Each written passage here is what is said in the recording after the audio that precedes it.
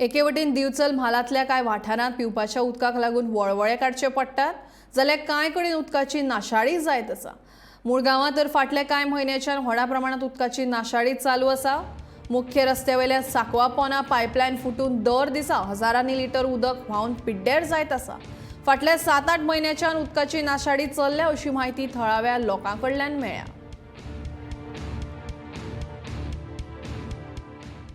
आज आमच्या मुळगांवान येयल्ल्या दिसा प्रत्येक म्हयन्याक चार फावटी तरी पाणी शॉर्टेज जाता, नळूच नासता आनी 2-2 दीस तर नळूच नासता।